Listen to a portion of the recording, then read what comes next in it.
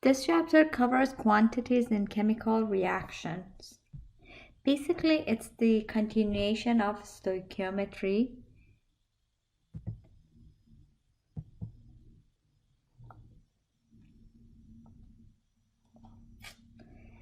Now let's talk about information that we get from any chemical equations. If you consider this reaction, which is the oxidation of ethanol or burning of ethanol, okay,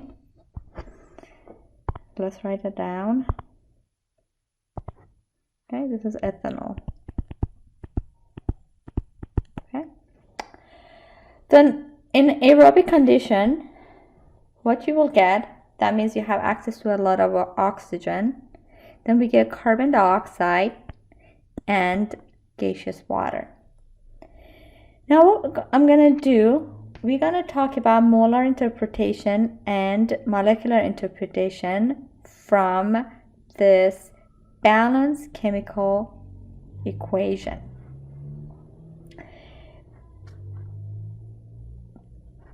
Basically, the molar interpretation, what it tells you is that, the molecular interpretation, okay, the information that gives you, the molecular interpretation gives you is that what are the molecules, what are the reactants, what are the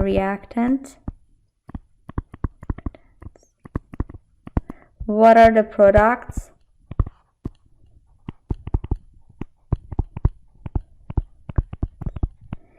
and what is the state of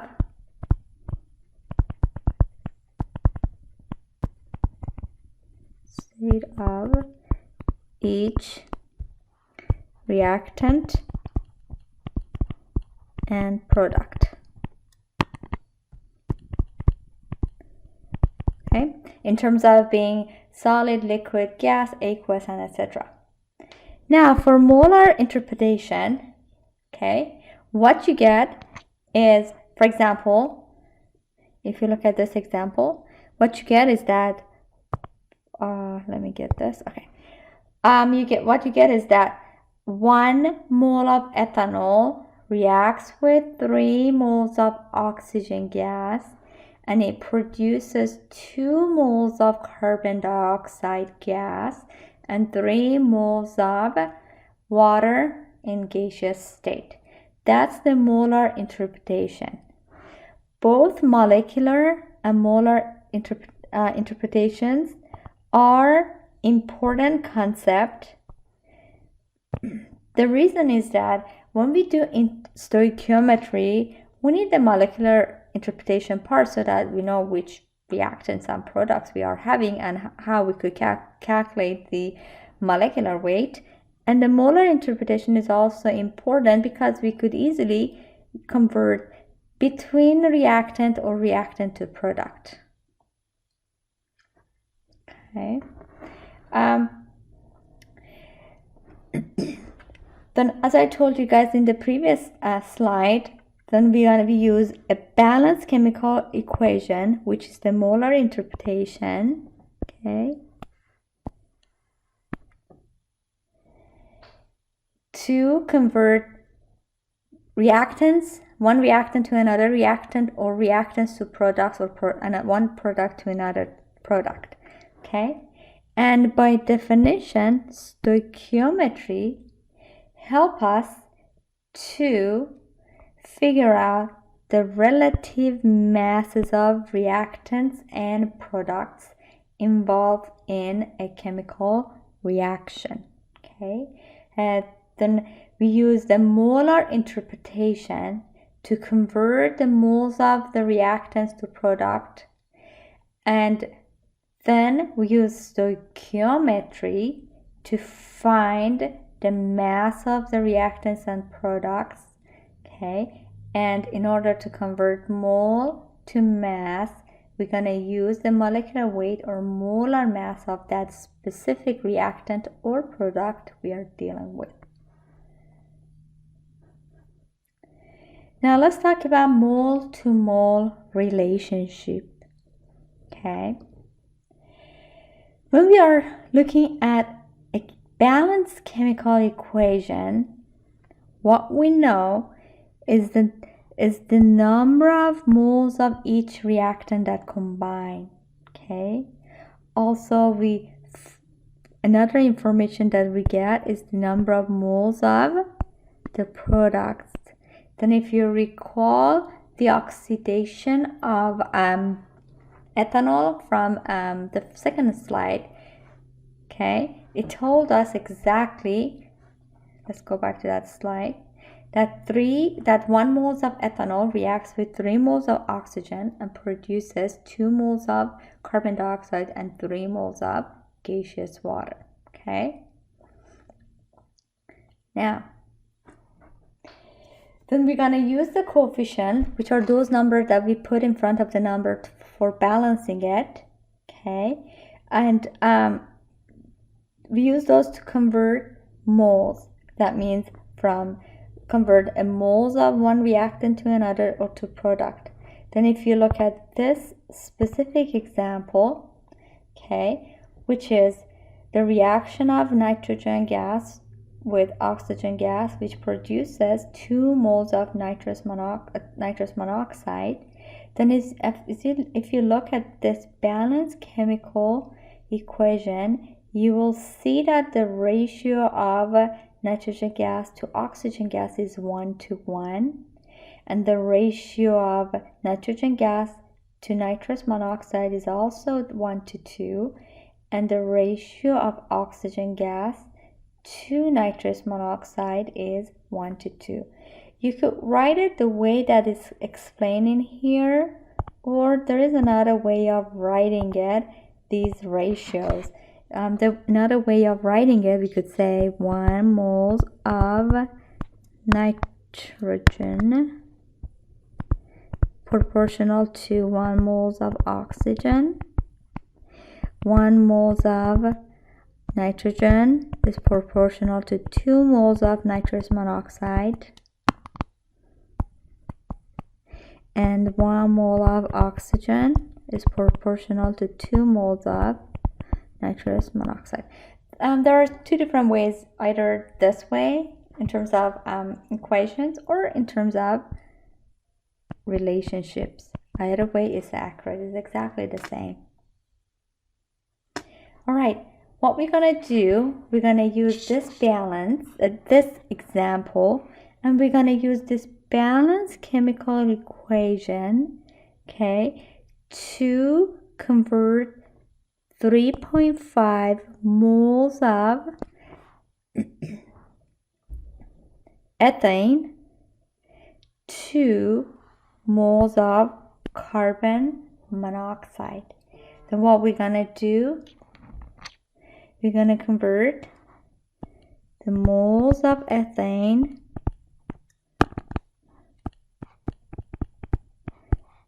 to moles of carbon monoxide. Then to do the conversion, we're going to use our balanced chemical equation.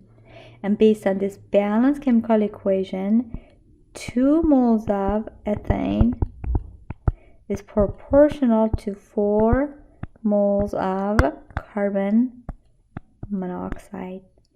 Now that I have 3.5 moles of ethane, I'm gonna set up my equation so that the moles of ethane gonna cancel out, and I'll end up with moles of carbon monoxide.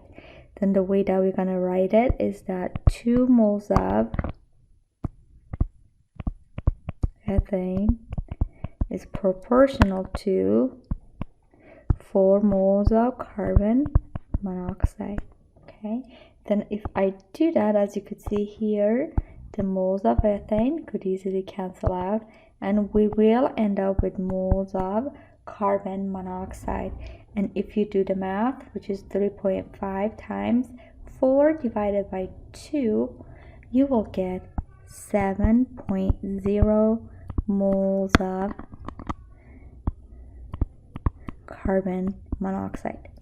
If you do this calculation on your calculator, the answer will be 7. Okay, on your calculator,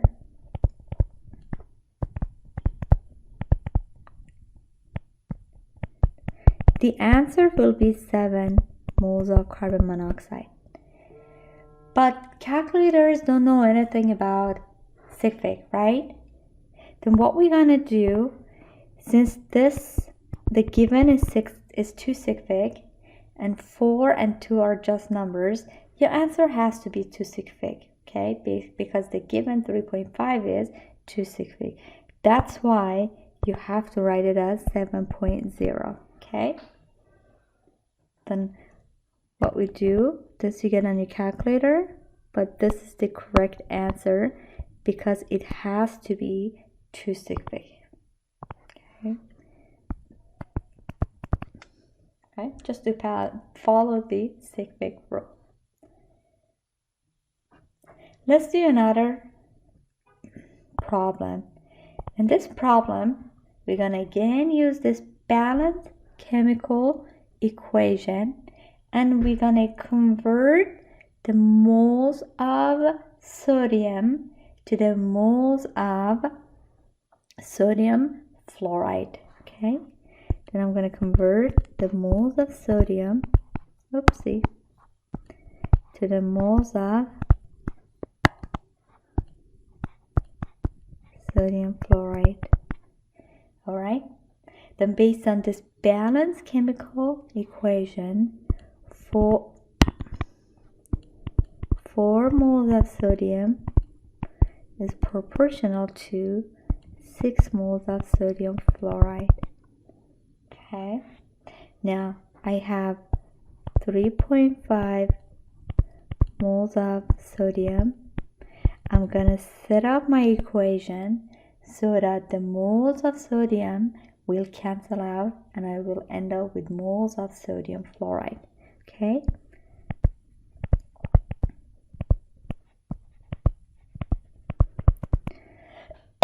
then as you could see here, sodium will be at the denominator, sodium fluoride up top.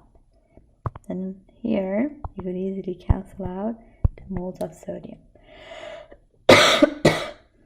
Then again, if you do the calculation, which is 3.5 times 6 divided by 4, you get 5.25 moles of sodium fluoride, okay, which is the answer. Okay, therefore 3.5 moles of sodium produces 5.25 moles of sodium fluoride. Okay, then as you could see in this example and the previous one, I use our balanced chemical equation to convert the moles of reactant to product. Now, how do we convert moles of a reactant to the grams of product? Okay, let's do this problem. Okay, what we're gonna do here in this specific problem, we're gonna convert the moles of oxygen to the mass of ozone. Okay, O3 is ozone. Okay, that's the name for ozone. If you've heard of ozone layer, okay. Let me erase that. Okay, all right. Then what we're gonna do here, we're gonna convert the moles of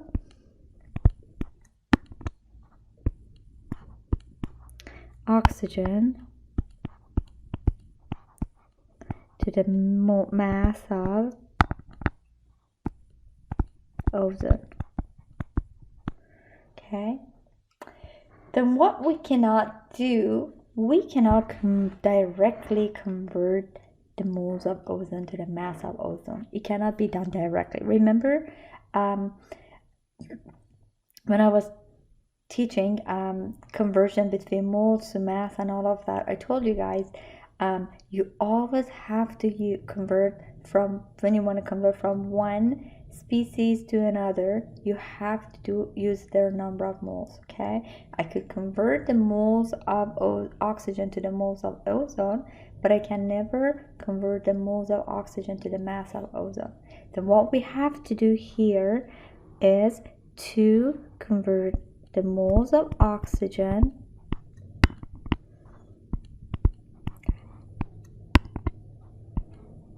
to the moles of ozone and then to the mass of ozone. That's what we have to do, okay? Then to convert the moles of oxygen to the moles of ozone, we're going to use the above balanced chemical equation, BCE, that's what it stands for, balanced chemical equation. And to convert the moles of ozone to its mass, we're going to use the molar mass of ozone. Okay, all right, then let's set up our equation. Okay, then we have 9 moles of oxygen. Okay, then I'm going to set up my first equation so that the moles of oxygen will cancel out and I end up with moles of ozone. And based on this balanced chemical equation, 3 moles of oxygen yields to 2 moles of ozone. Okay, then 3 moles of oxygen has to be at the denominator and 2 moles of ozone gonna be up top. Okay, now what I'm gonna do next is to convert the moles of ozone to the mass of ozone using molar mass of ozone. Okay, then the molecular weight of ozone is going to be what? 3 times of oxygen, which is going to be 3 times 15.999.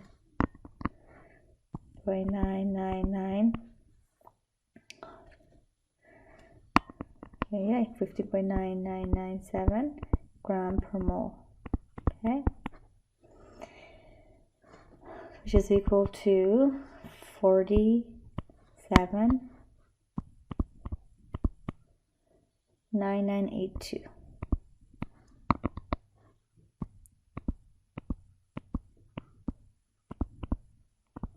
Okay, this is the molecular weight of ozone. Okay, actually oxygen this is 4, not 7. Okay, then based on the molecular weight of ozone, then what happens here, 1 mole of ozone is proportional to 47.9982 grams of ozone. Okay, since we want the mass of ozone. Now if you look at this here, the moles of oxygen gonna cancel out and the moles of ozone gonna cancel out, and I will end up with mass of ozone, which is going to be 287.9892 grams. 9892 grams. Now let's take care of the sig fig part. This number is 2 sig fig. 2 and 3 are just numbers, and this number is 1, 2, 3, 4, 5, 6 sig fig. Then between 2 and 6, I will choose 2.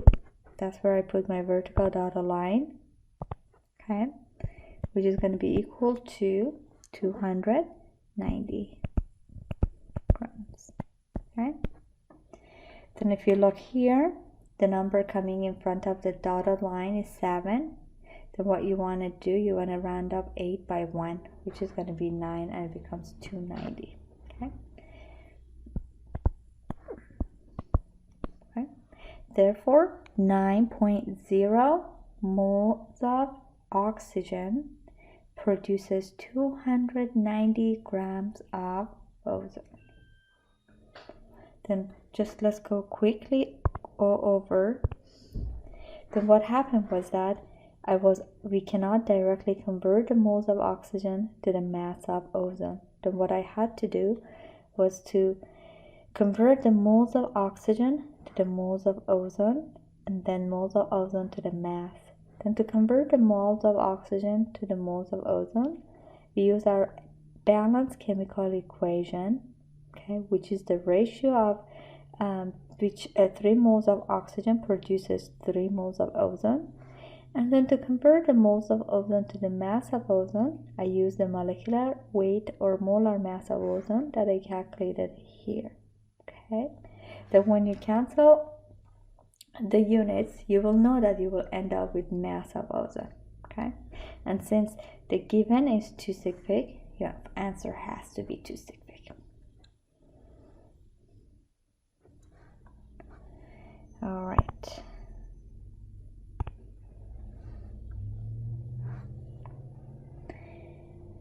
Now, how do we convert the mass of one item to the mass of another item? Okay. Again, we cannot directly convert the mass of one item or one reactant to the mass of a product. It cannot be done directly. We always have to do the conversion using the number of moles. Then what we want to do here, what's given is the mass of ethylene, which is this compound. Okay, this is ethylene. Okay, let me change my pen. All right. Okay, then what I'm gonna do, I'm gonna convert the mass of ethylene. Okay,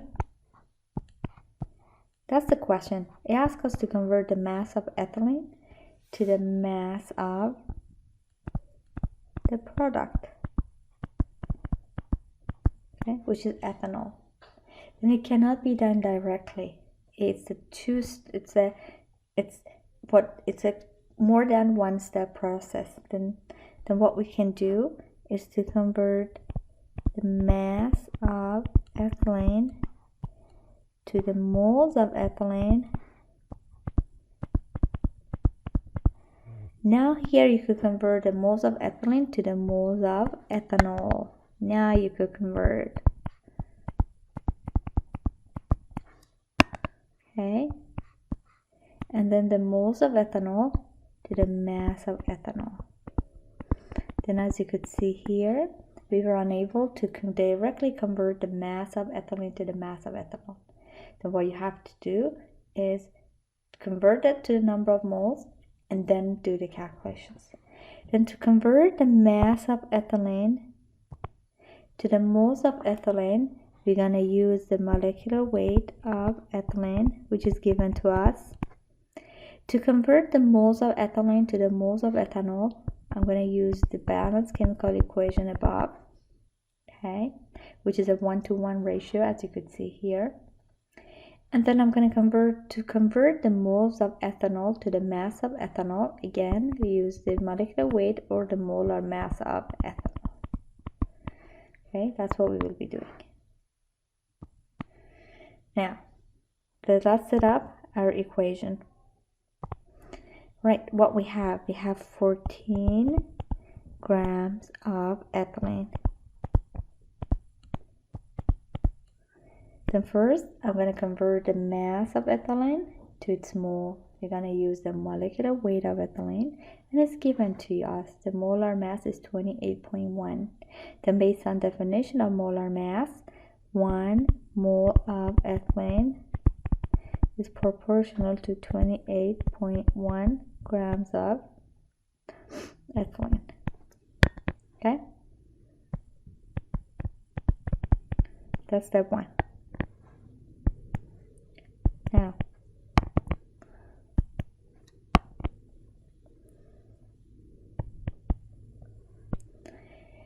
Now here I'm going to convert the moles of ethylene to the moles of ethanol, and based on this balanced chemical equation, 1 mole of ethylene produces 1 mole of ethanol. Okay, based on this balanced chemical equation, 1 moles of ethylene produces 1 moles of ethanol. Okay, then I'm going to set up my equation so that the moles of ethylene going to cancel out, and I end up with moles of ethanol.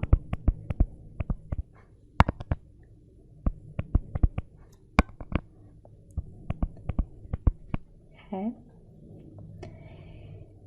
Last, we're going to convert the moles of ethanol to the mass of ethanol, which we're going to use the given molar mass for ethanol. Okay, then it's the molecular weight or the molar mass of ethanol is 46.1 gram per mole. Then based on the definition of molar mass, 1 mole of ethanol is proportional to 46.1 gram. Then I'm going to set up my equation so that the moles of ethanol gonna go, and I end up with I will end up with mass of ethanol.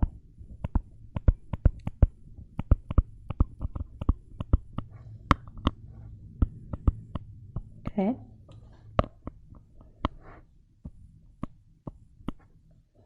Right.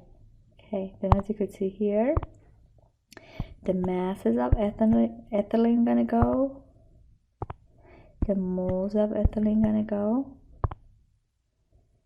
and what else color? Let's go here.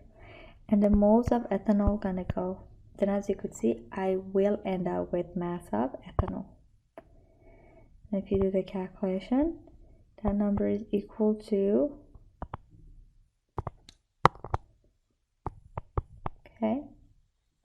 22.9679 gram ethanol.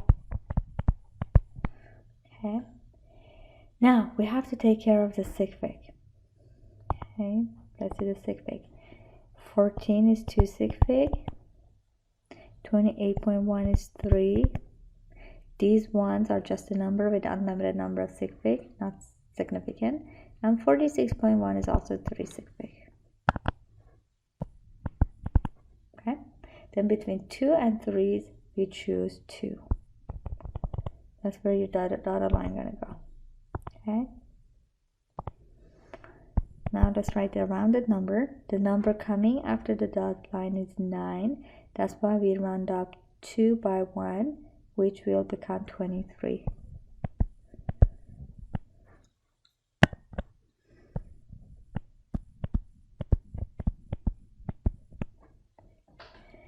Which will be 23. Then as you could see here, 14 grams of ethylene produces 23 grams of ethanol. Then as you could see here, the question asks us to convert or to find out the mass of ethanol, whereas the mass of ethylene is given to us. Then we cannot directly convert the mass of ethylene to the mass of ethanol. Okay, what we had to do was convert the mass of ethylene to the moles of ethylene using the molar mass of ethylene, which is given to us right here, and then the moles of ethylene to the moles of ethanol. Here is where you could do the conversion. Okay, here the moles of ethanol and ethylene, as you could see based on this balanced chemical equation, it's 1 to 1. Okay, and then last one, we will convert the moles of ethanol to its mass using the molar mass of ethanol. Then I set up my equation so that at the end I will end up with mass of ethanol. Okay, if you do the math, you will get this number.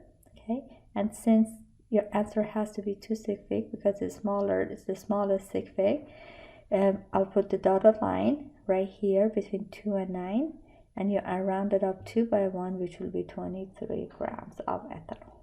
Okay, therefore 14 grams of ethylene produces 23 grams of ethanol.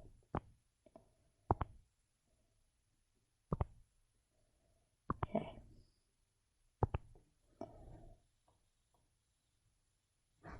Now let's talk about limiting reactants. This is a fairly important concept in chemistry. Consider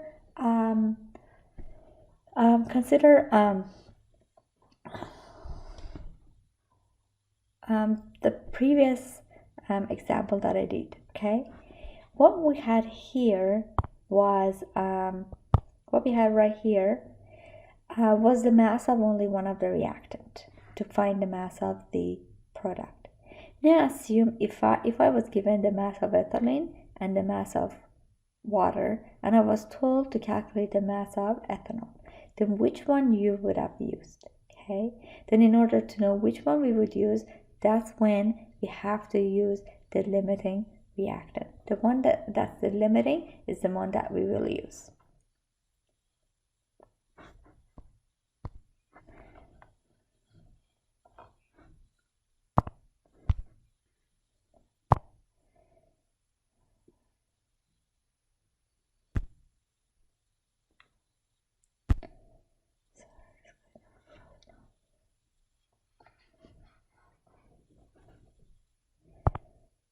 I'm just gonna pause on me. All right. All right.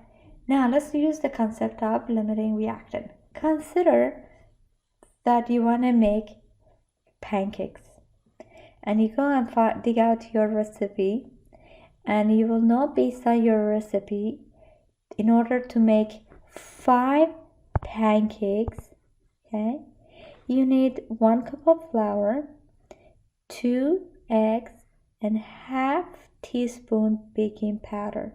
Then based on your recipe, you could make with these 3 ingredients of these quantities, you can make 5 pancakes.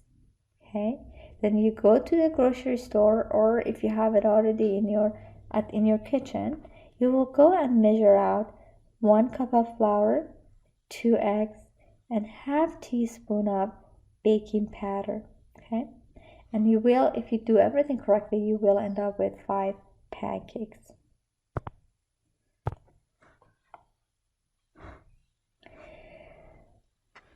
But supposedly, instead of 1 cup of flour, 2 eggs, half teaspoon baking powder, you have 3 cups of flour,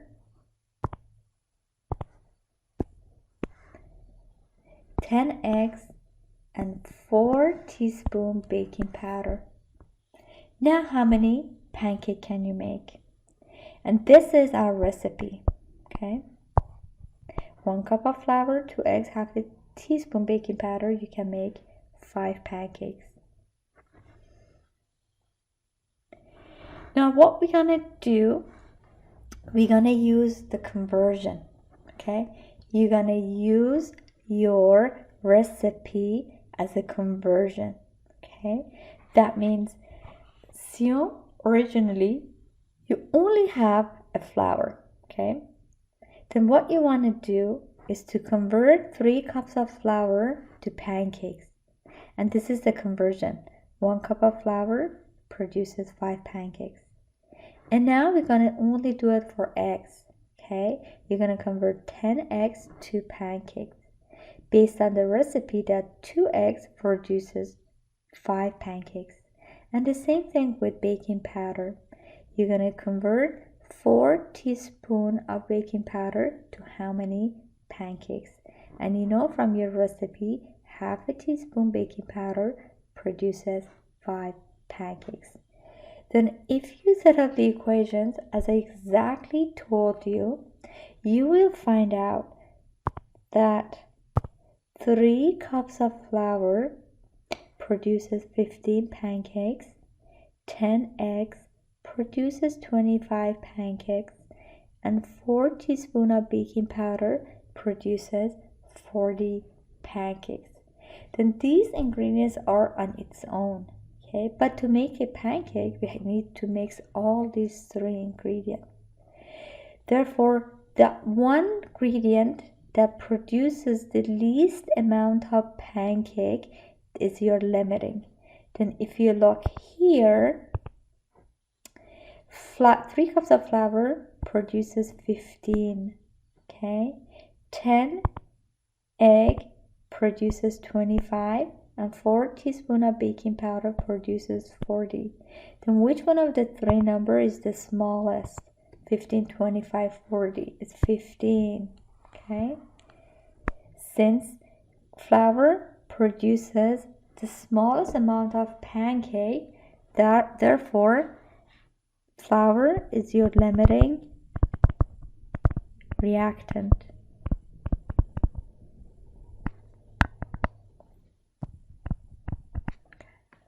Right? Okay. And those leftovers are the excess. Okay? Then these two are the excess, because at the end of your baking you will use all your flours, but you will end up with some eggs and some baking powder that you did not use. Okay, then one more time, then what you want to do, you want to look at it individually. Okay, for example, if only you want to convert the 3 cups of flour to pancake, eggs to pancake, and 4 teaspoons of baking powder to pancake. All right, and then the one that's limiting is the one that produces the least amount of your product, which in this example is pancake, because in order to make the pancake you need all these 3 ingredients mixed up. Then since 3 cups of flour produces 15 pancakes, which is smaller than the other two, 25 and 40, then flour is your limiting and eggs and baking powder is your excess. That means once you're done baking your pancake, you will end up with some eggs and some baking powder, whereas you will use all your flour. Okay? And then this basically explains what I was just telling you guys. Then your flour is the limiting and the eggs and the baking powder is the excess.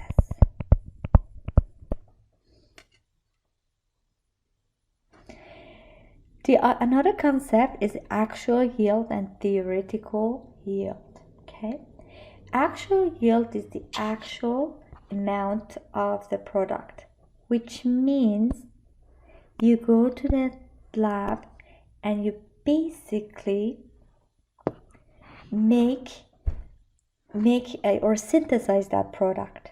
Okay, then basically let's talk about our pancake. Okay, then you have those ingredients. Okay, and you make your pancakes. Then that many number of pancakes that you have is your actual yield. Actual yield, you find it through experimentation. Okay, that's how you find it. You find it through experimentation. You will find it. Whereas theoretical yield is through calculation. Okay, basically it's your recipe. Then based on, let's going back here.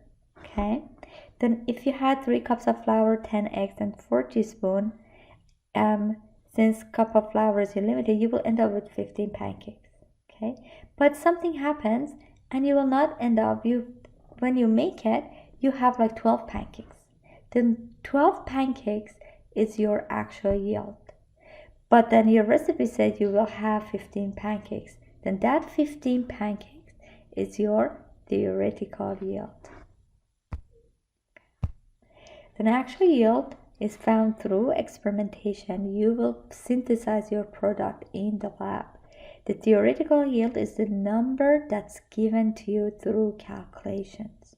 Okay, and what you want to have, you want to have your actual yield as close as possible to theoretical yield.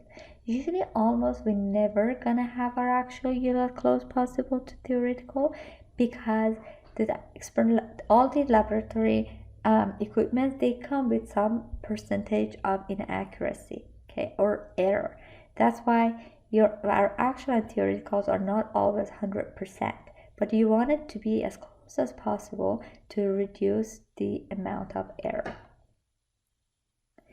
The next definition is percent yield.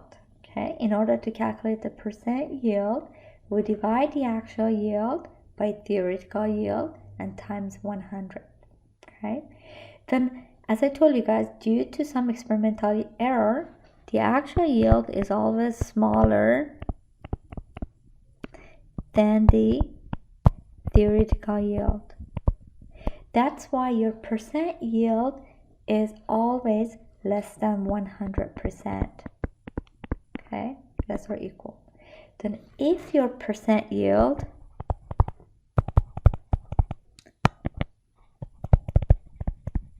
was greater than 100%, that means you made a mistake somewhere. Okay, then when you make a mistake, that which means is that your actual yield was greater than your theoretical yield. And what you have to do, you have to go back and do the calculation, either calculation or synthesis of product, because you do not want your actual yield to be larger than your theoretical yield.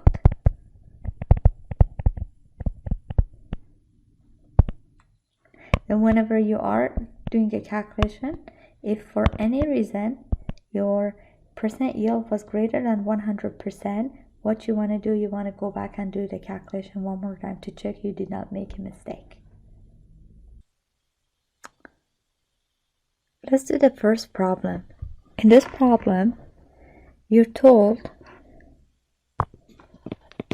that 53.2 grams of sodium, and let's write it down here, 53.2, let's change color, okay, 53.2 grams of sodium reacts with 65.8 grams of chlorine, and it produces sodium chloride. And what you want to find out is the limiting reactant, excess, theoretical yield, and the percent yield. Okay, then you want to know how many grams of sodium chloride will be produced.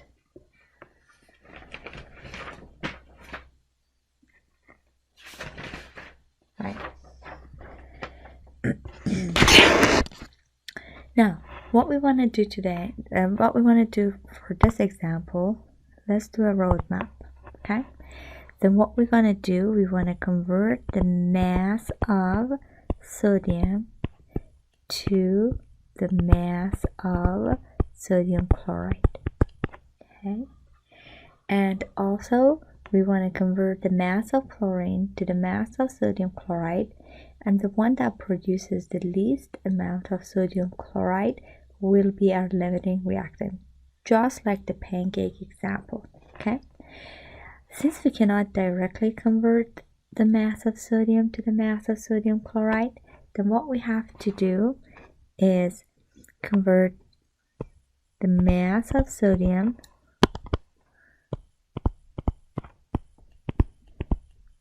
to the moles of sodium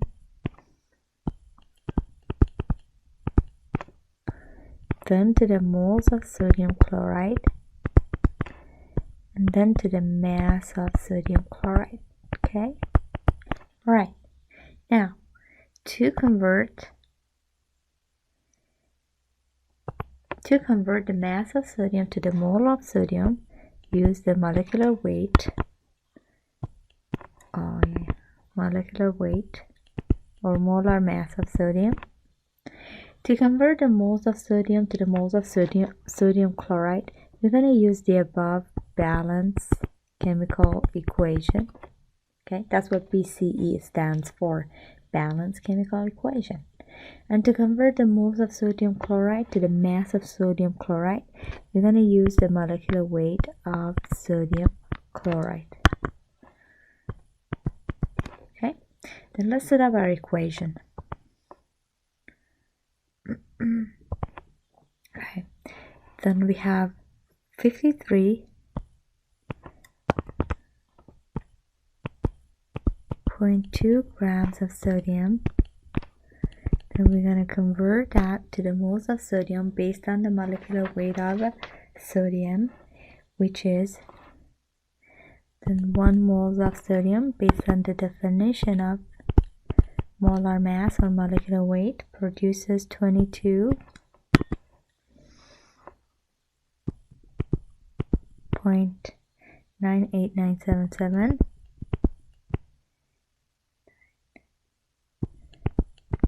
Okay, the way that I set it up, I wanted to cancel out the mass size, okay, the grams. Then this number, 22.98977, is the molecular weight of sodium. Now the next step, what we're going to do, we're going to convert the moles of sodium to the moles of sodium chloride. Then based on this balanced chemical equation, 1 moles of sodium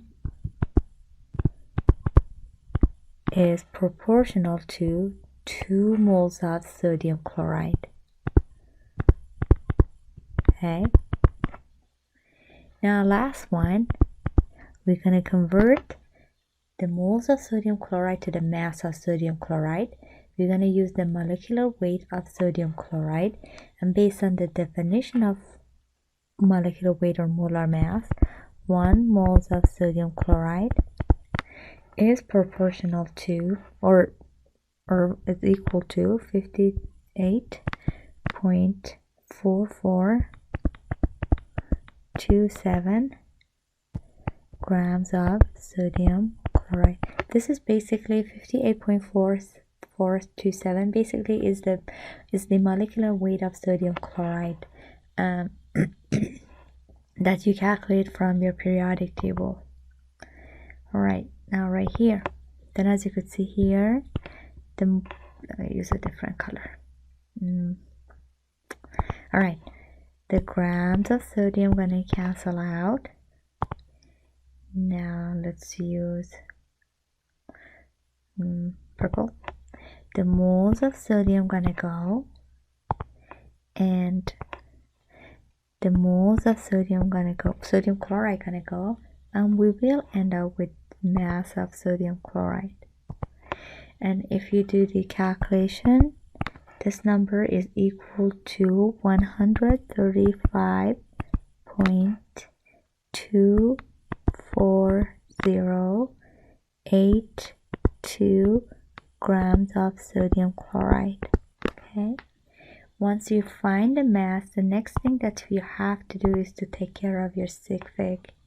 Then this number is 3 sig fig. That number is 1, 2, 3, 4, 5, 6, 7.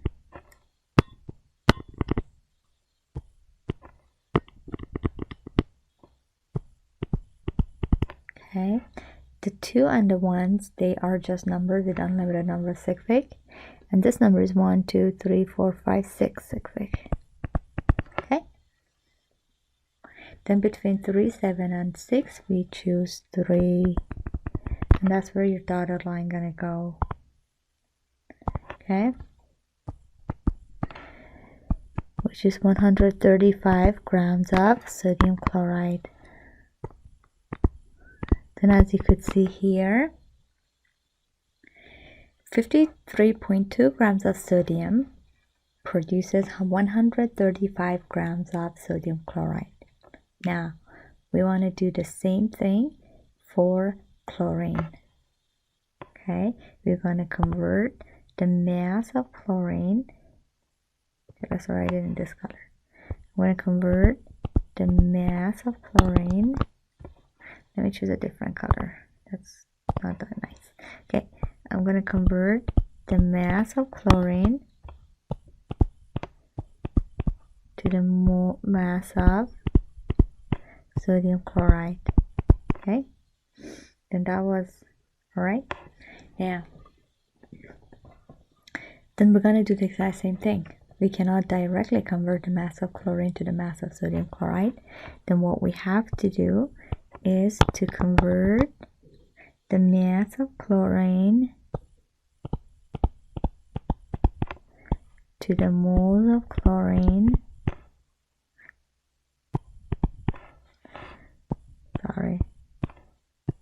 Okay. Moles of chlorine to the moles of sodium chloride, and moles of sodium chloride to the mass of sodium chloride. Okay. That's what we have to do. Okay.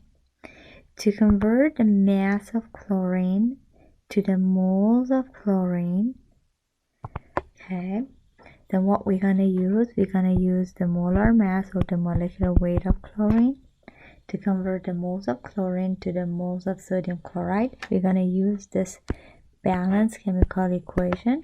And as you could see, the moles of chlorine, 1 mole of chlorine is proportional to 2 moles of sodium chloride. Okay, then we're going to use the balanced chemical equation, and then to convert the moles of sodium chloride to mass of sodium chloride, I'm going to use the molecular weight of sodium chloride. Okay, then let's get to work. All right, we have 65.8 grams of chlorine. Then I'm going to set up the first equation so that the masses of chlorine going to go and I end up with moles of chlorine. Okay, then we're going to use the molecular weight of chlorine, and based on the definition, okay, of molecular weight, 1 mole of chlorine yields to 70.906 grams of chlorine. Basically calculated from the periodic table. That's where I get these numbers from. And then we're going to convert the moles of chlorine to the moles of sodium chloride based on the above balanced chemical equation. Then what it is, 1 mole of chlorine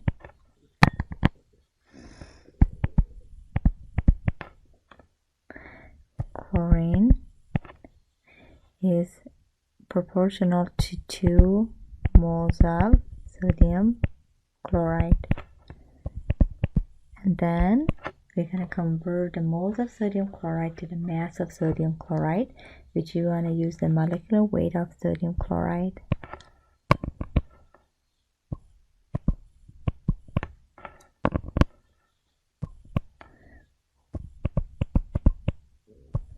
To 7 grams.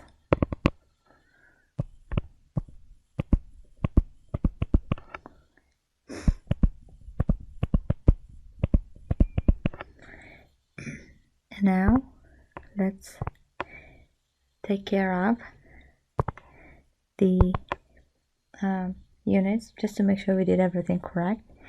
And the grams of chlorine gonna cancel out with grams of chlorine.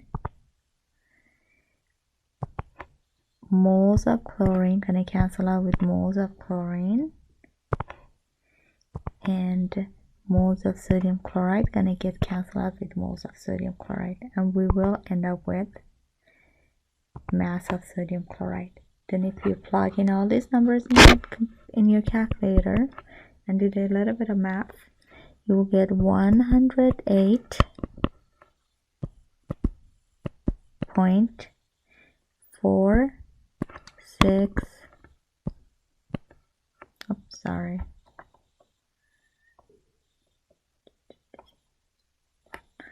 0.46852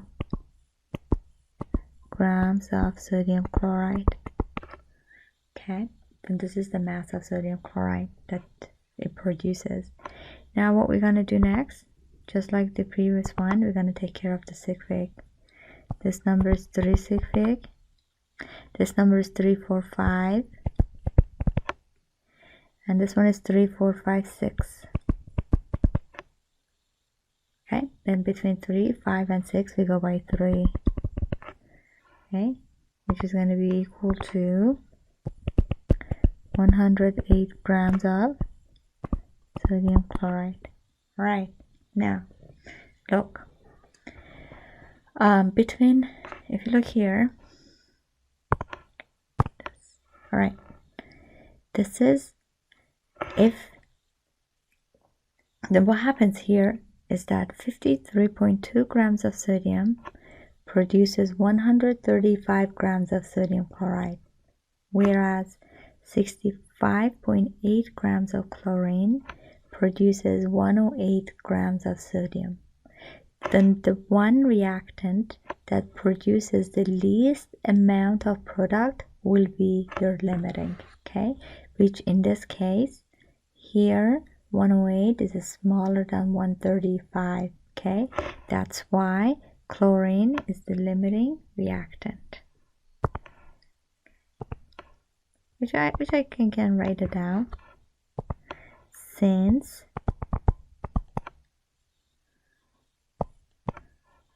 chlorine produces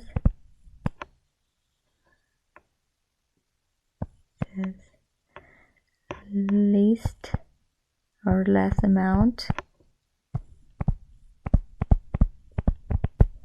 of sodium chloride, in parentheses 108 grams, therefore chlorine is the limiting reactant and sodium is the excess. Okay, which that means is that we will be using all of chlorine gas, but we will have some sodium left over. Now, I answered the first two questions, which was which one is the limiting reactant, which one is the excess. Then the last thing that I have to do is to find the theoretical yield. Since I'm kind of running out of space, I'm going to use that little top corner, okay? Then the percent yield, as I told you guys, you don't need to memorize the equation for percent yield, okay? Then if I go back to the previous slide, percent yield is the actual divided by theoretical times 100. The actual is given to us, okay? It says the actual yield, okay? The actual yield is 86.4 grams. Theoretical will be this one, okay? That's how much sodium chloride it's produced. Or maybe it's a good idea that we should add that, okay? Therefore, or and theoretical yield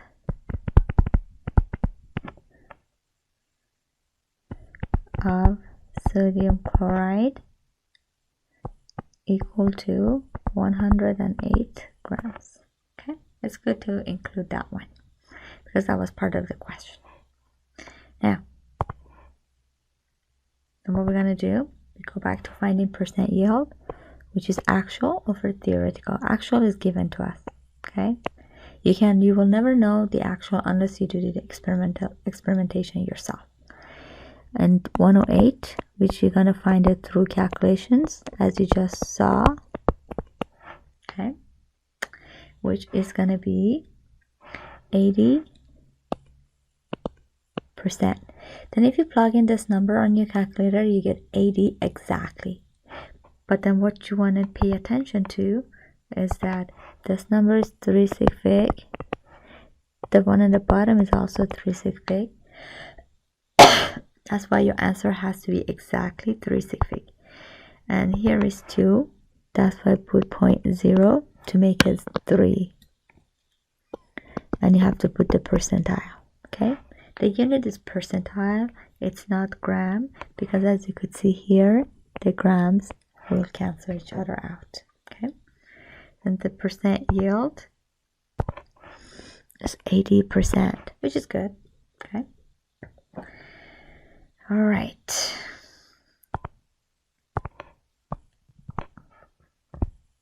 All right.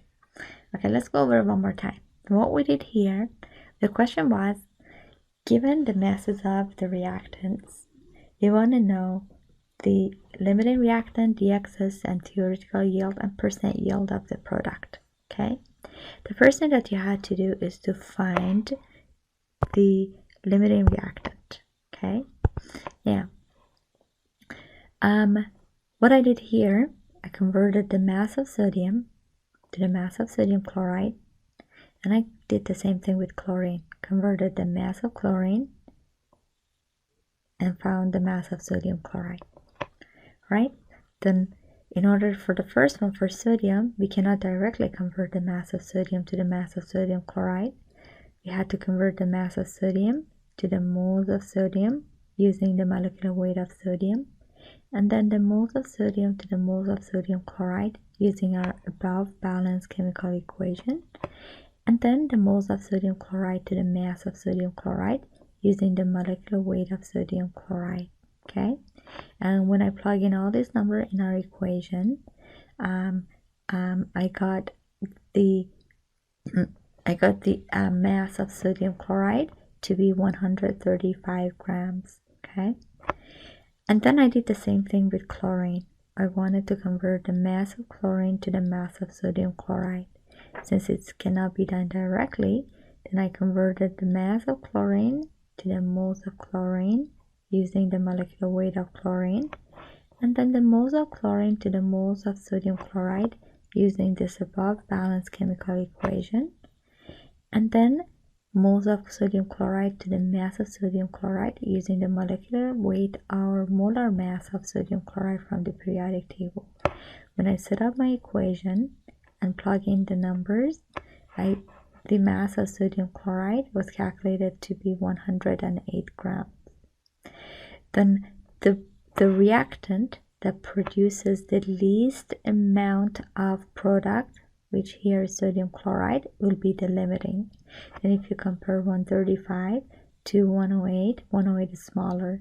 That's why chlorine is the limiting. Okay, chlorine is our limiting reactant, and sodium will be the excess. That means we will use all of the chlorine gas, but we will have some leftover sodium. And since chlorine is the limiting reactant, the theoretical yield or the mass of sodium chloride being produced will be 108 grams. The last part asks you to calculate the actual yield. Percent yield, where when the actual yield is given. You don't need to memorize the equation, but referring to the equation on the previous page, we divide the actual yield by theoretical yield, which we calculated here, times 100, since it's in percentile, and it will be 80.0%.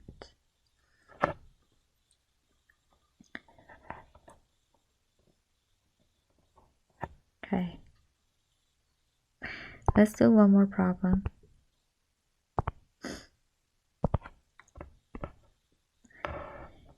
Okay, now what we're going to do in this problem, you're told titanium and chlorine react and they produce titanium tetrachloride. Okay, and this is your balanced chemical equation, which is already done for you. Sometimes they will give it to you, sometimes they don't give it to you. Okay, either way, just to make sure the equation is balanced, because if the equation is not balanced, everything that you will be doing will be all wrong. Okay, then what we want to do, we want to find the limiting reactant and the theoretical yield. Then we're going to do the same thing. Okay, we're going to convert. Then what we have here, we have the moles of titanium, we have the moles of chlorine,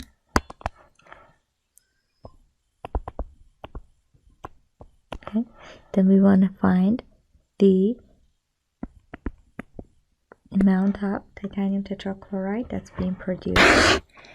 Then what we want to do, we're going to do the exact same thing. Okay, we want to convert the moles. First thing, we want to know which one of the two is our limiting. Okay, now then what we're going to do, we're going to convert the moles of titanium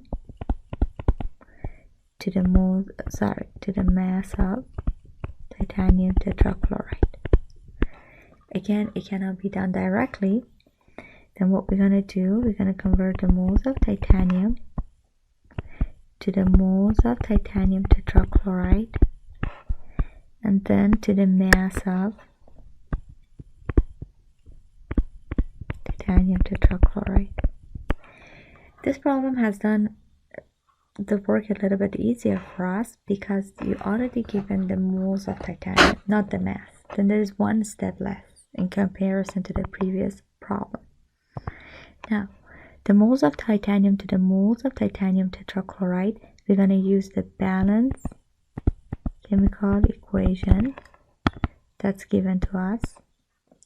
Now, the moles of titanium tetrachloride to the mass of titanium tetrachloride, we're going to use the molar mass or the molecular weight of titanium tetrachloride. Okay, now let's do the work.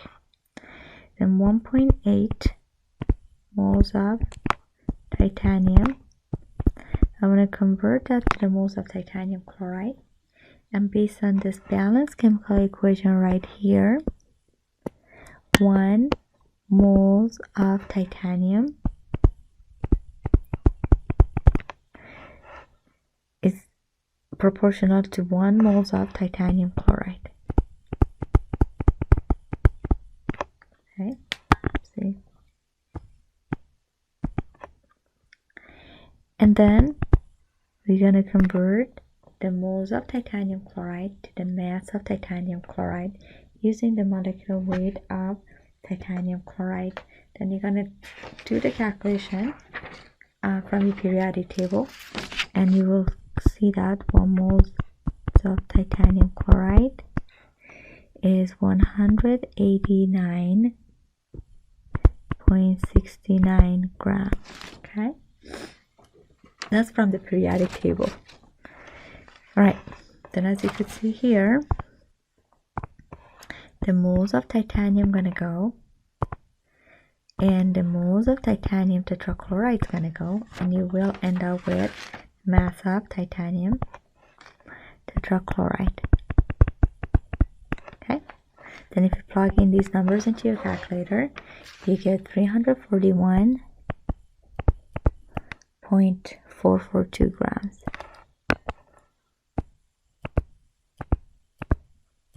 Of titanium tetrachloride. Okay, now let's do the sig fig part of it.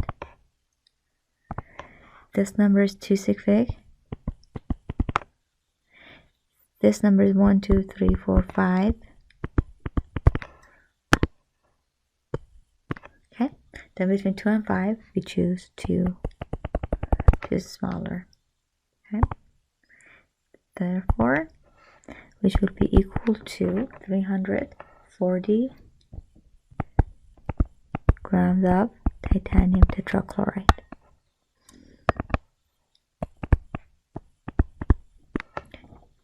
Now I'm going to do the same thing with chlorine. Then what we're going to do, we're going to convert the moles of chlorine gas to the mass of titanium tetrachloride. Okay, then since it cannot be done directly, then what we will do, we will convert the moles of chlorine just like what we did above to the moles of titanium tetrachloride, and then to the mass of titanium tetrachloride. Okay, right, to convert the moles of chlorine to the moles of titanium tetrachloride, we're going to use the balanced chemical equation above. Now, moles of titanium tetrachloride to its mass, we're going to use the molecular weight of titanium tetrachloride. Okay, now what we're going to do, let's set up our equation. Then we have 3.2 moles of chlorine. Then the first equation, we're going to convert the moles of chlorine to the moles of titanium chloride based on the above balanced chemical equation. Then as you could see, 2 moles of chlorine, okay, that 2, this is the 2 I'm talking about, is proportional to 1 moles of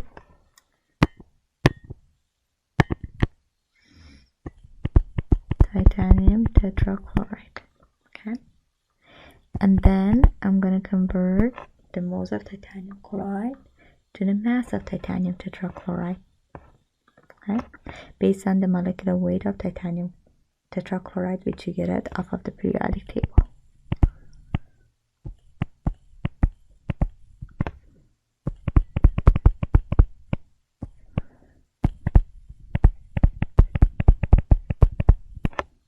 Okay, then here, just to double check, as you could see, the moles of chlorine gonna cancel out, and the moles of titanium tetrachloride gonna cancel out, and you will end up with mass of titanium tetrachloride, which is gonna be 303.504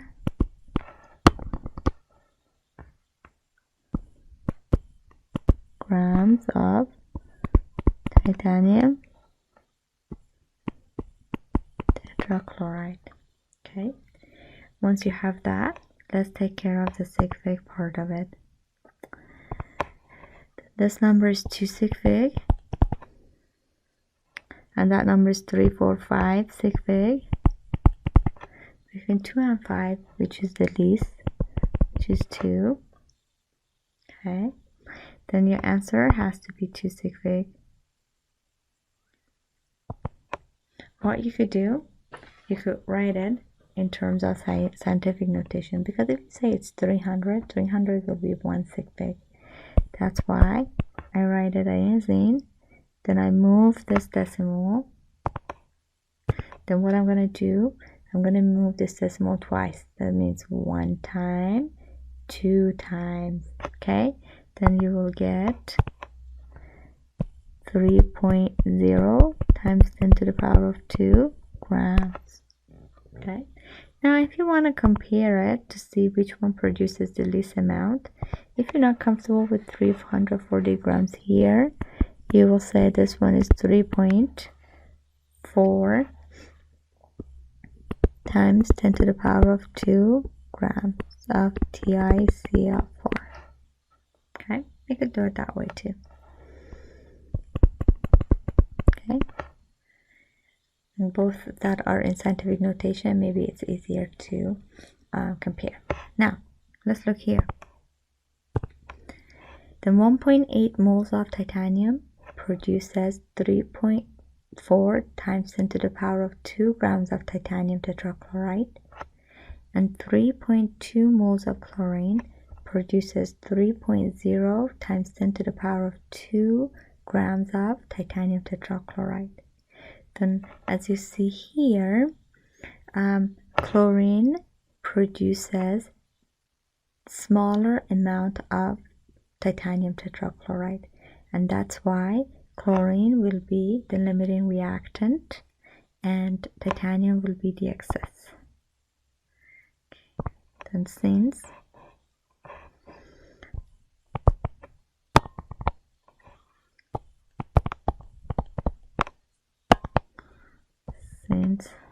chlorine produces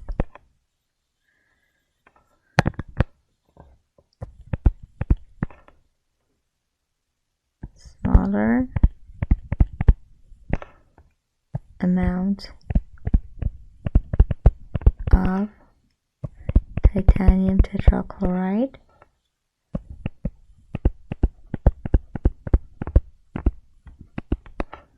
therefore chlorine is the limiting reactant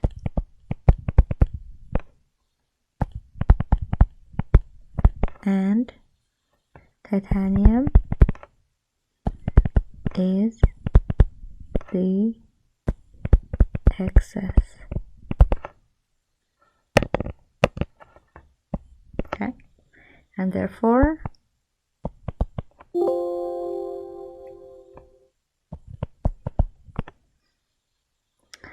theoretical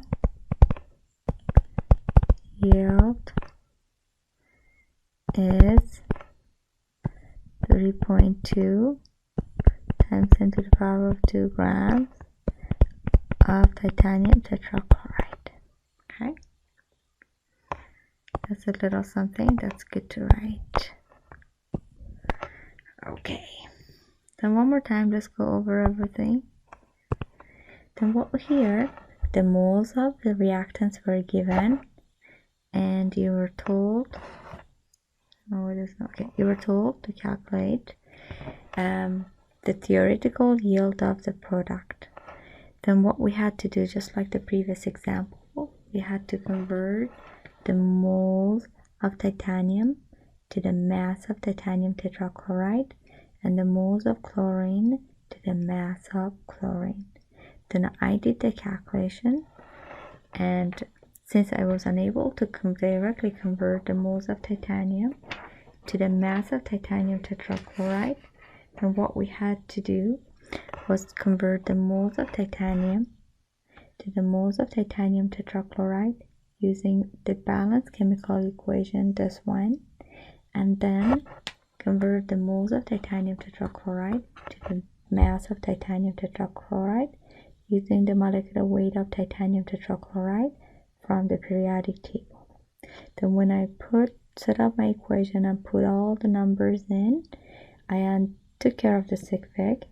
I calculated the mass to be 340 grams of titanium tetrachloride.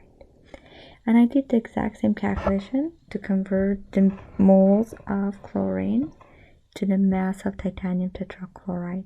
Okay, then in order to, since it cannot be done directly, I converted the moles of chlorine to the moles of titanium tetrachloride using this balanced chemical equation, and then moles of titanium tetrachloride to the mass of titanium tetrachloride using the molecular weight of titanium tetrachloride off of the periodic table. Then when I plug in all the numbers and took care of the sig, I calculated the mass of titanium tetrachloride to be 3.0 times 10 to the power of 2 grams, or 300 grams. Okay. When you compare the two numbers, then the one reactant that produces the least amount of titanium tetrachloride is your limiting reactant, and the other one will be the excess. Okay, then since chlorine is the limiting reactant, the theoretical yield is going to be of the titanium tetrachloride going to be 3.0 times 10 to the power of 2 grams. Then what happens is that we will be, since chlorine is the excess, we will be using all the chlorine, but we will have some titanium left over since it's the excess. Okay. Now let's do this example. What we want to do, we want to know the mass of aluminum iodide being produced when 10.0 milligrams of aluminum reacts with 10.0 milligrams of iodine. And this is our balanced chemical equation, as you could see here.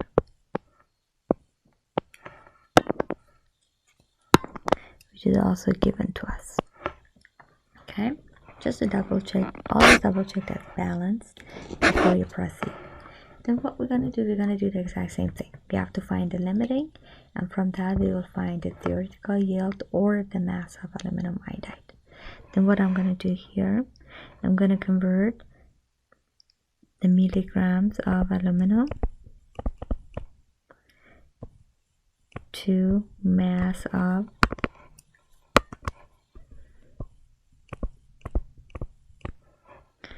product, aluminum iodide. But as you could see here, since this cannot be done directly, what we had to do, I'm going to convert the milligrams of aluminum to grams of aluminum, and then to moles of aluminum, and then to moles of aluminum iodide,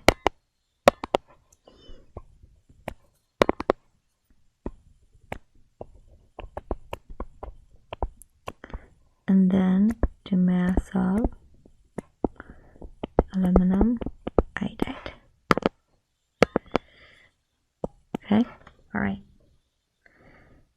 take the pen. Okay, to convert the milligrams of aluminum to grams of aluminum, we're going to use the prefix multipliers, okay, which is 1 gram is equal to 1000 milligram. Convert the grams of aluminum to its mole. I'm going to use the molecular weight of aluminum. And the moles of aluminum to the moles of aluminum iodide. I'm going to use the balance chemical equation above. And then the moles of aluminum iodide to the mass of aluminum iodide. I'm going to use the molecular weight of aluminum iodide. Okay, sorry. Okay, that's I. Alright, now let's set up the equation. Okay, then what we're going to do, what we have 10 milligrams of aluminum. I'm going to convert it to grams of aluminum.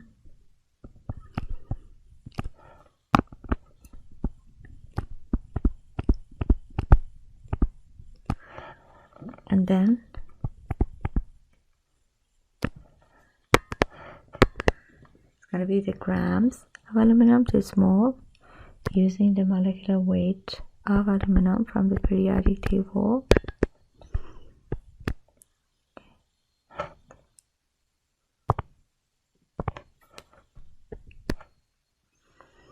Okay. 1 mole of aluminum.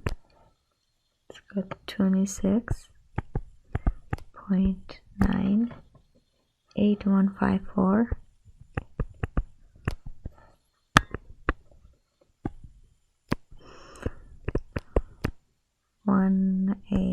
Sorry, 98154 grams of aluminum. And then I'm going to convert the moles of aluminum to the moles of aluminum iodide.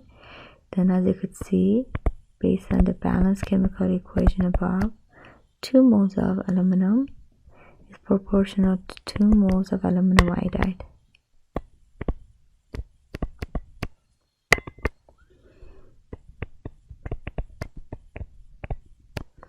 And then the moles of aluminum iodide to its mass using the molecular weight of aluminum iodide, which we calculated from the periodic table, and it's 407.695 grams of aluminum iodide. Okay.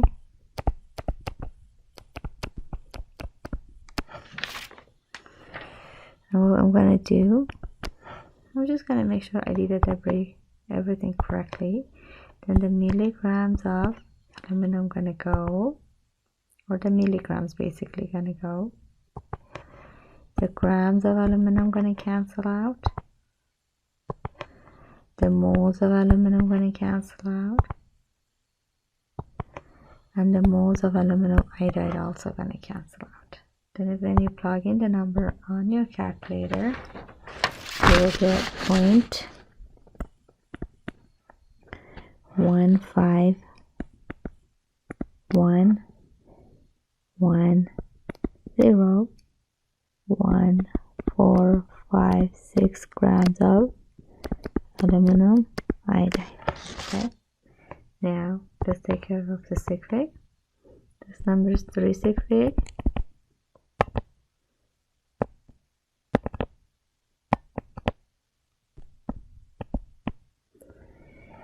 Thousand is the conversion, we don't use it.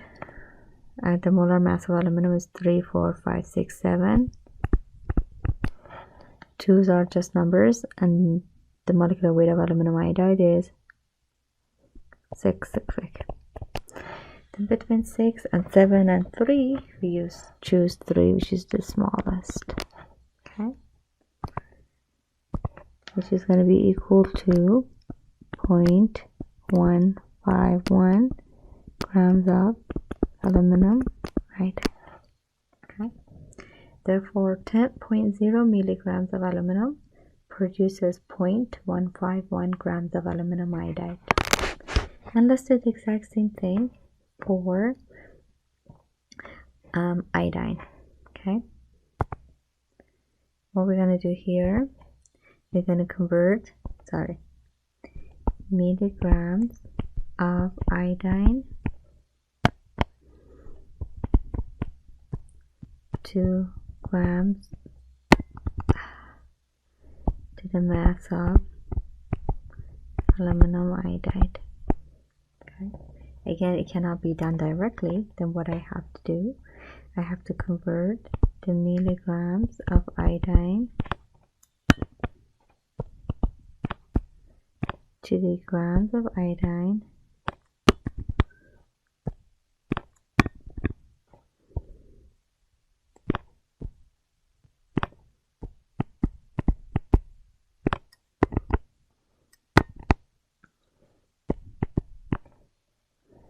and then to the moles of iodine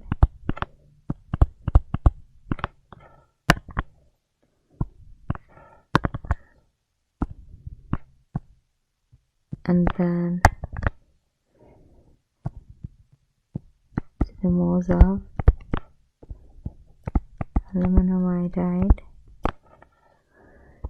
and then to the mass of aluminum iodide. Okay, now let's plug it in again. Then to convert the milligram to gram, we use the prefix multiplier, which 1 gram is equal to 1000 milligram.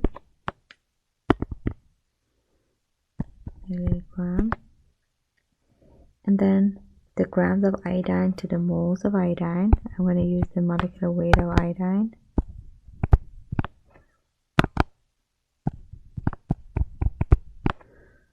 And then moles of iodine to the moles of aluminum iodide. I'm going to use the above balanced chemical equation. And then the moles of aluminum iodide to its mass, I'm going to use the molecular weight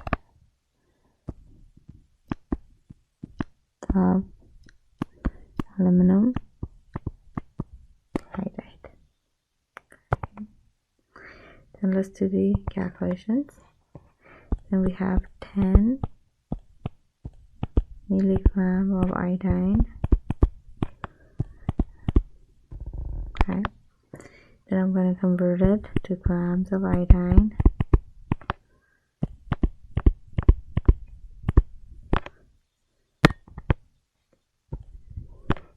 Okay.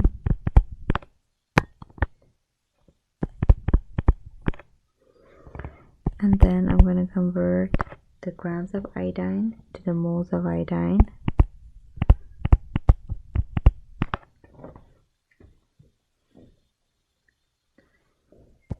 $253.809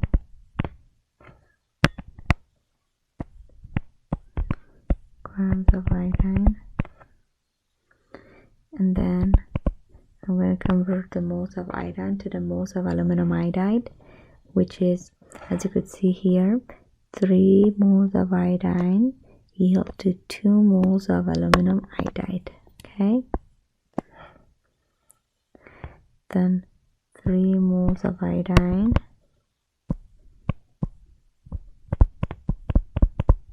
is proportional to 2 moles of aluminum iodide.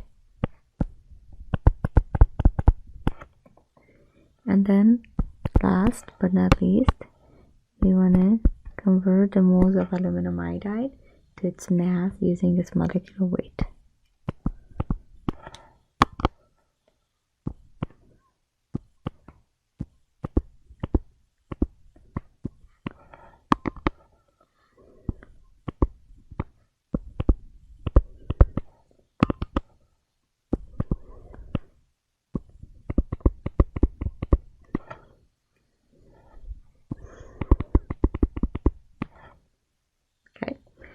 once you have the equation set up, just make sure we have it all right. That's why we double check the unit. And the milligrams of iodine gonna go, the grams of iodine gonna go, the moles of iodine gonna go, the moles of aluminum iodide gonna go. Then we will end up with mass of aluminum iodide, okay, which is equal to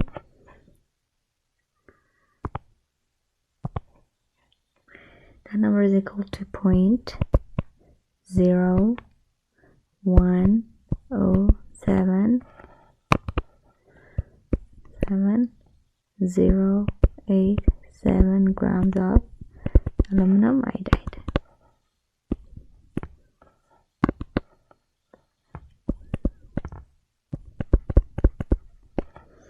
Okay, now we have to take care of the sig fig. This number is 3 sig fig, and that number is 3, 4, 5, 6, and this number is 3, 4, 5, 6. And between 3 and 6 and 6, we choose 3.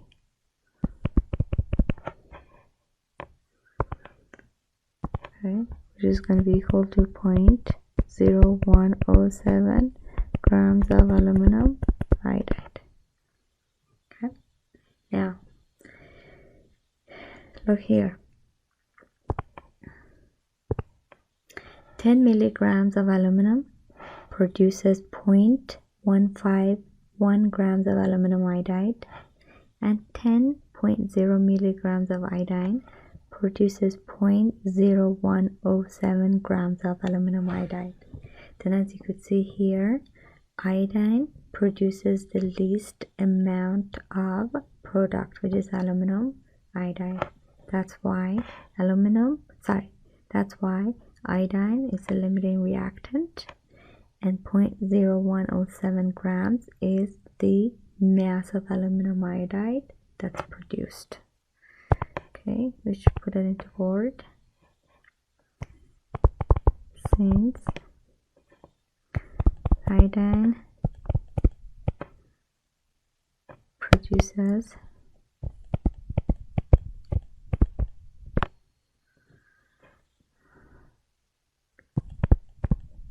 least amount of aluminum iodide, 0.0107 gram. Therefore, iodine is the limiting reactant and aluminum is the excess. Okay, therefore mass of aluminum iodide produced is 0.0107 gram. Okay, all right.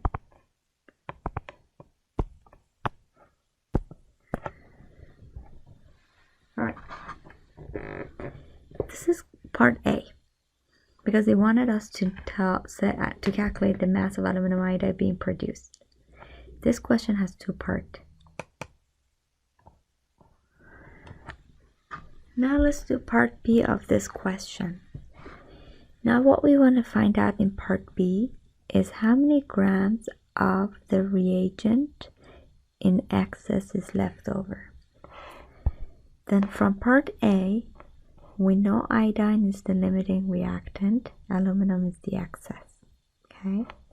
And the theoretical yield of product is 0.0107 grams. Then let's write this all down.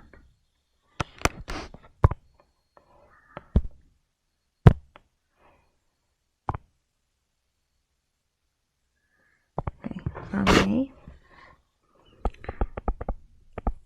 from part A. Okay, so from part A, and what we found out is that aluminum is the excess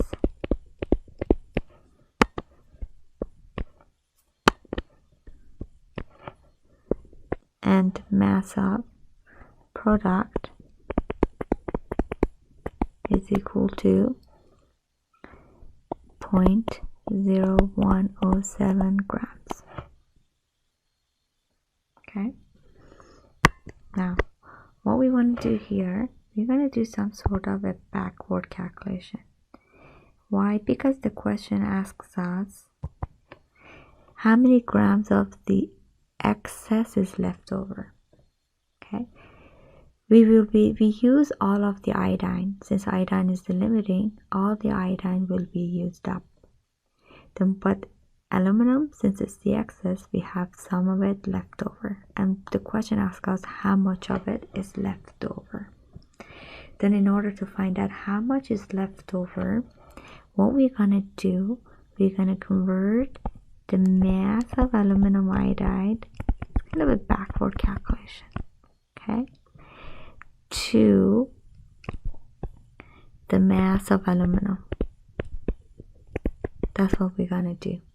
Okay, then again, since it cannot be done directly, then the mass of aluminum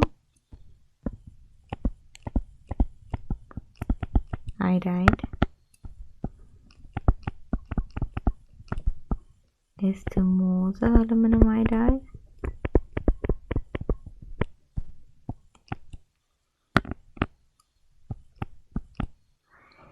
and then 2 moles of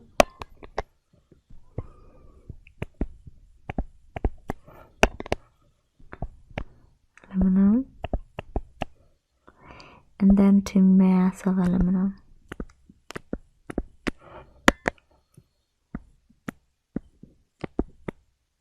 Okay, all right, to go from mass of aluminum iodide to its mole, we're going to use the molecular weight of aluminum iodide, and then the moles of aluminum iodide to the moles of aluminum, we're going to use this balanced chemical equation. This is the same chemical equation as before, and the moles of aluminum to its mass, we're going to use the molecular weight of aluminum. Now let's get to work. Then we calculate part A that we have 0.0107 grams aluminum iodide being produced. Okay, then you're going to convert that to the moles of aluminum iodide based on the molecular weight of aluminum iodide. Okay, you get that off of the periodic table.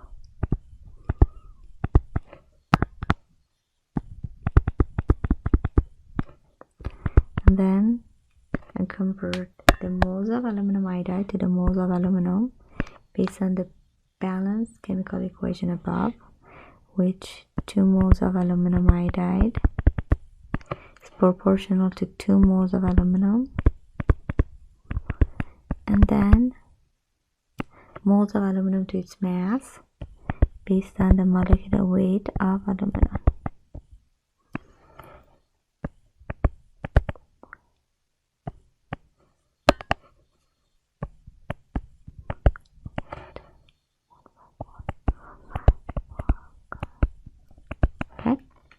Now just to double check everything's fine, the grams of aluminum iodide gonna cancel out, the moles of aluminum iodide gonna cancel out, and the moles of aluminum also gonna cancel out, and we will end up with mass of aluminum, okay, which is gonna be 0.0007 0813 milligram aluminum. Okay. Now you take care of the sig fig. This is 3 sig fig. That one is 3, 4, 5, 6. And this one is 3, 4, 5, 6, 7. Okay. Then we go with 3 sig fig. Alright. Then it will be equal to 0.007 0.08 grams of aluminum is reacted. Okay, and this much is reacted. Okay, then we use this much reacted or used is used. Okay,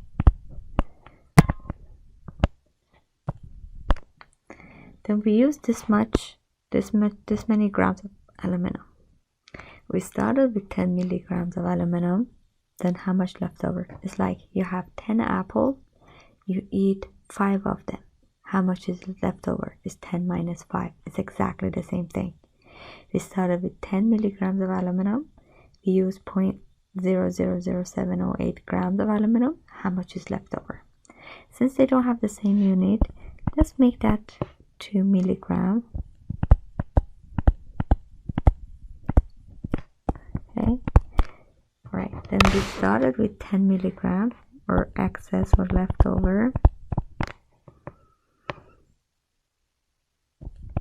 aluminum. Let's say excess or leftover.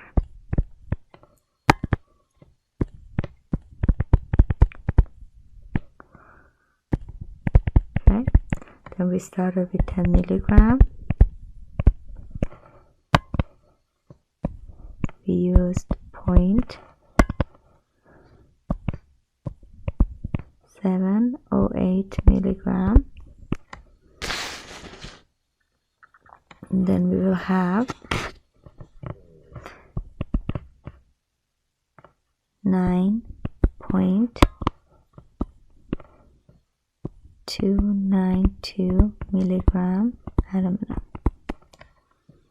left. Then we are subtracting just to make sure the decimal is correct. We go by decimal. This number is 1 decimal. That number is 3 decimal. Between 3 and 1 we use 1. Okay, which is this one, which is equal to 9.3 milligram aluminum left over. Okay, and this is the amount of aluminum left over. Okay, then just go over this part very quickly. Then from the previous part, we calculate the amount of aluminum iodide that was produced by knowing that iodine is our limiting reactant and aluminum solid will be the excess, which means we use all of the iodine, we will have some leftover aluminum.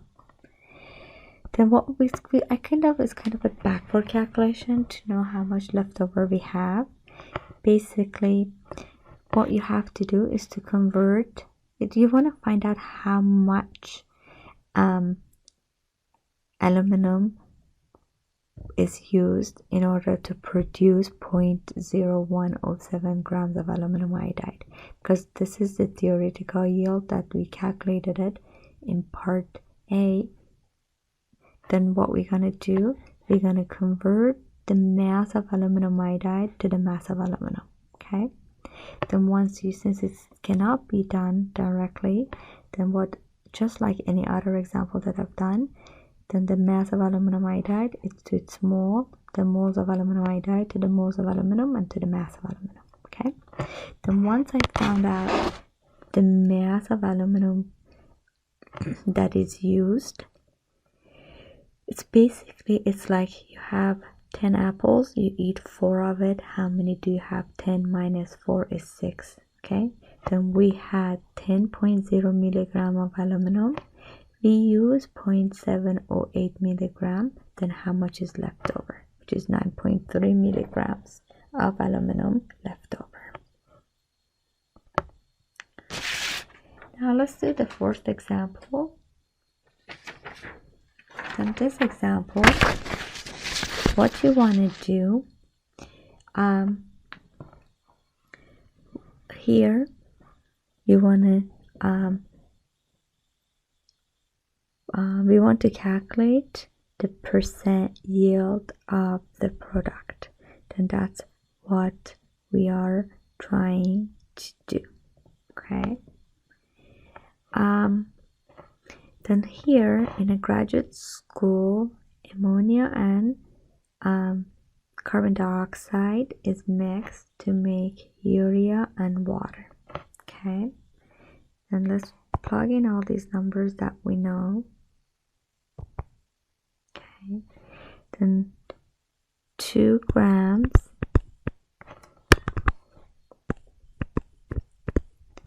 of ammonia, okay, produces 3 grams of urea. This is the actual yield. Okay.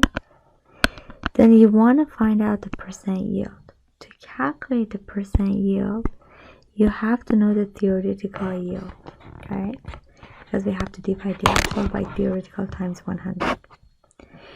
Here, then in order to find the theoretical yield, what you have to do, we don't need to find limiting reactant here because we don't have any information about carbon dioxide. There is no choice. We know we will be using the mass of ammonia. Then you're going to convert the mass of ammonia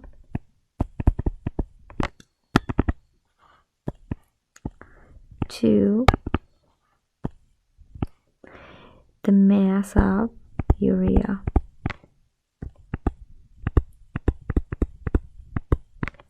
And again, since it cannot be done directly, we convert the mass of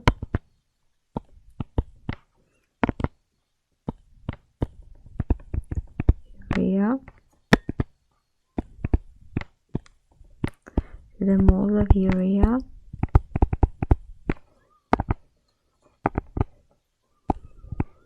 and then to the moles of, we're going to convert the mass of ammonia to the moles of ammonia to the moles of urea,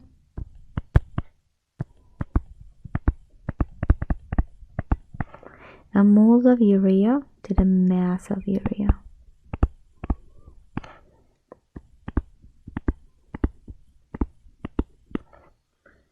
Okay, to convert the mass of urea to the moles of, to convert the mass of ammonia to the moles of ammonia, we're going to use the molecular weight of ammonia, and the moles of ammonia to the moles of urea, we're going to use the balanced chemical equation above, and moles of urea to its mass, again we're going to use the molecular weight of urea. Okay, I'll just write urea. Now let's set up the equation. Then 2 grams of ammonia, 2 moles, using the molecular weight of ammonia,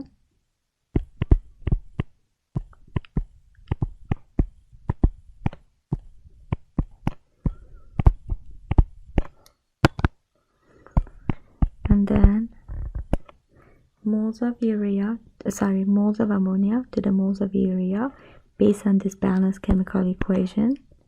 Then as you could see here, 2 moles of ammonia is proportional to 1 moles of urea. Okay, then 2 moles of ammonia gives 1 moles of urea. And then we're going to convert the moles of urea to its mass using the molecular weight of urea, which 1 mole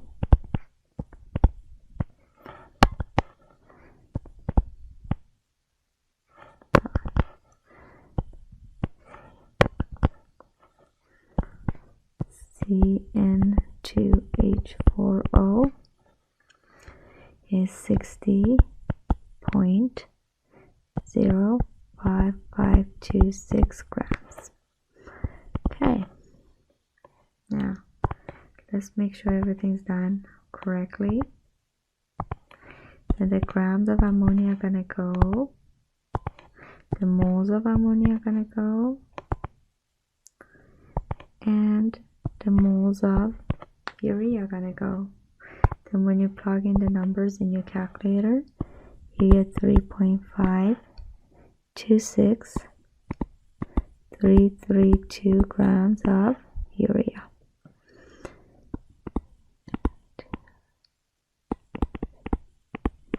Okay.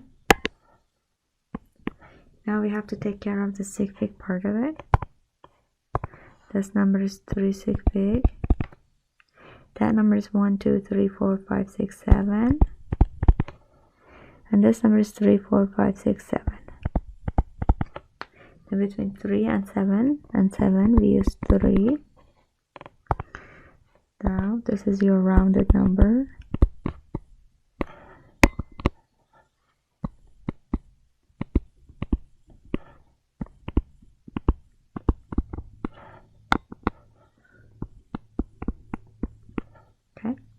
And this is going to be the theoretical yield. Now that we have the theoretical yield, let me fix this.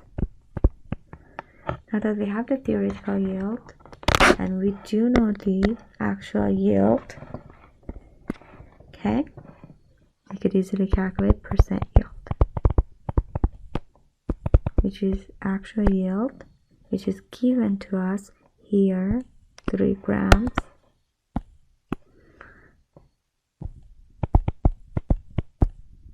divided by 3.53 grams times 100, which is equal to 84.98584%. Okay, now we have to take care of the sig fig just like anything else. This number is 3 sig fig, that number is 3 sig fig. That's why your answer has to be 3 sig fig. Okay, therefore it's equal to 85%. And this is the percent yield of urea being produced. Just quickly go over it one more time. Then we do know the actual yield of urea. We also know how much of one of the reactants we've got. Then what we have to find out in order to be able to calculate the percent yield was the theoretical yield of urea. In order to do that, we have to convert the mass of urea to the mass of ammonia to the mass of urea. And since it cannot be done directly, what we had to do is to convert the mass of ammonia to the moles of ammonia to the moles of urea to its mass. Once I set up the equation and plug in all the numbers, the theoretical yield of urea will be 3.53 grams. And in order to find the percent yield, I divided the actual yield by theoretical yield that I calculated times 100. And since it's 3 sig fig, your answer had to be 3 sig fig, which is 85.0%. Okay, I'm done lecturing this chapter, which was quantities and chemical reactions. Thank you.